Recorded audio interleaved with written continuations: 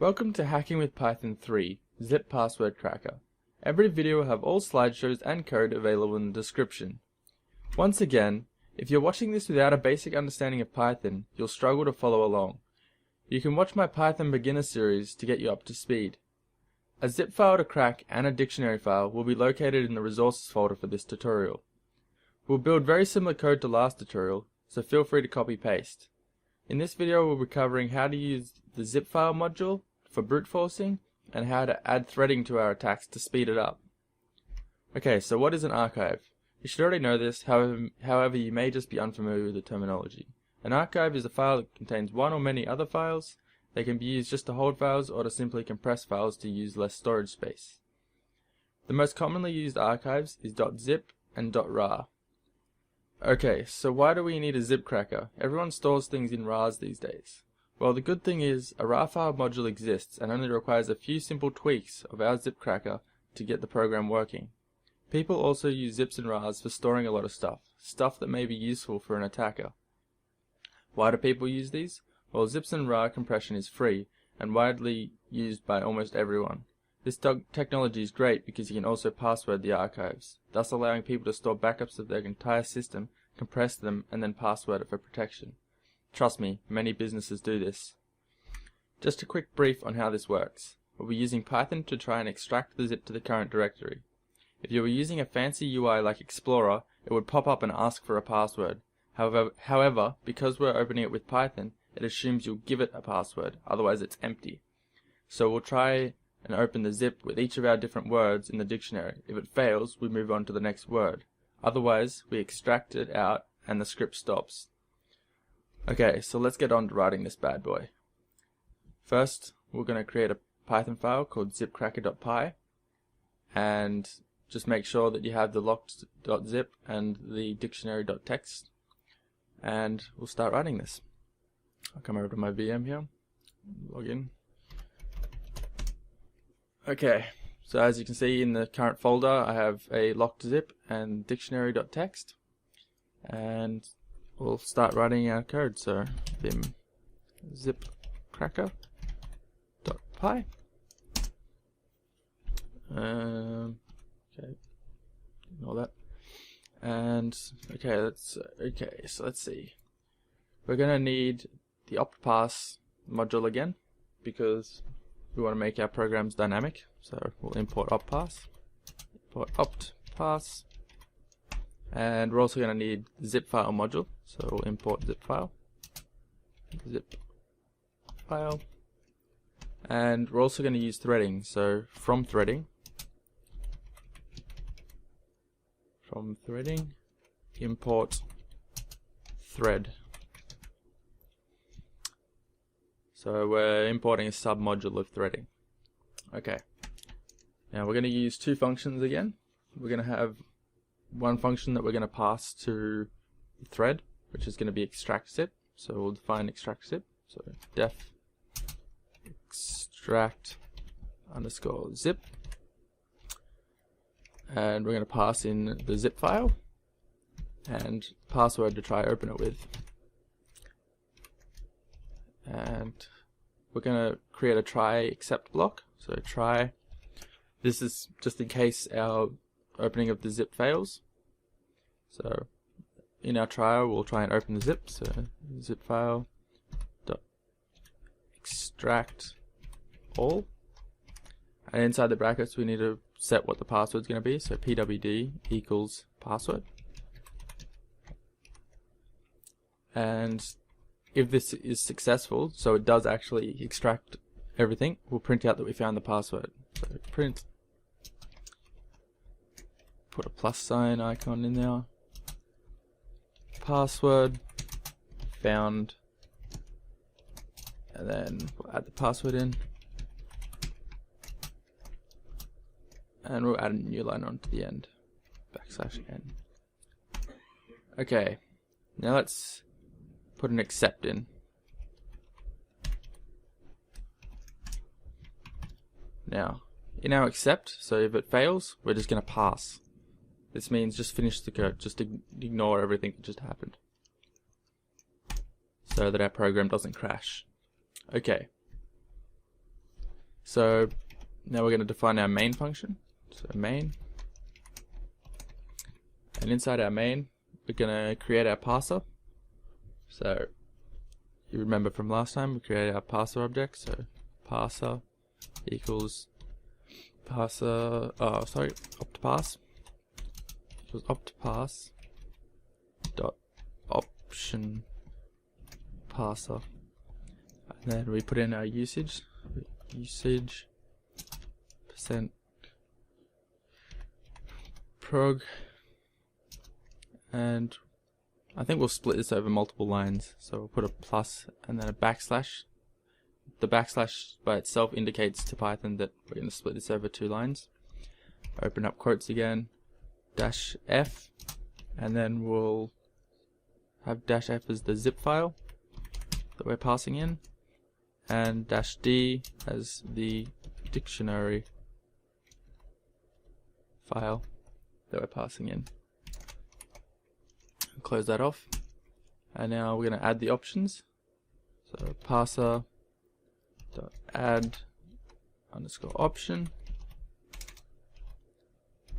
and as I said before, feel free to copy this across from our last tutorial. So dash f is going to have the destination of zname,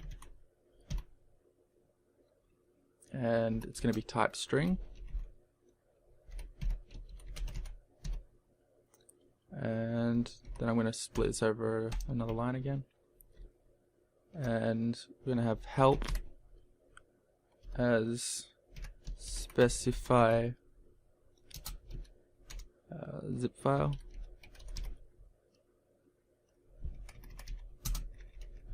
close that off, and add our next option, parser add option, and then we're going to have dash d for the dictionary file, destination d file, dname, and that's going to be type string as well. Split this over another line. Help can equal specify dictionary file. I'll close that off.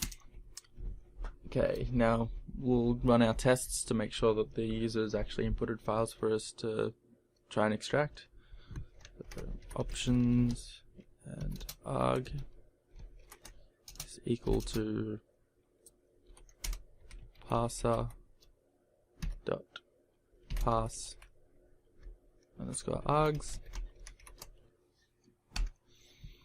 Now if options dot zname is equal to none, or if options dot dname is equal to none, then we want to exit the program and print out the usage. So print usage and exit. Exit with the value of 0. And our else. So if they did actually enter in a zip file and a dictionary, then we want to assign those to variables. So zname equals options dot zname, and dname equals options dot dname. Okay, that's that set up. Okay, so now let's load our zip file. So in our variable called z file, we'll make that equal to zip file, so the name of the module, dot, and then we used a function in the module called zip file, which are capital Z, so zip, and then a capital F for file. So zip file, and inside here we put the name of the zip file, so zname. And now let's open up our dictionary file, and we'll put it in the variable pass file. Pass file. So pass file, open, and we'll open up dname. Okay, so for line in pass file dot read lines, we're going to set a variable called password. So each line is going to be a password, and equal it to line dot strip, and we're going to strip the new lines \n. And now that we've got what the password is we need to try, we've also got our zip file. We can start trying to extract. So we'll add a thread in. So we'll assign the thread to the variable t, thread, and a target function to use for the thread to use. So target equals, and then the function is extract underscore zip,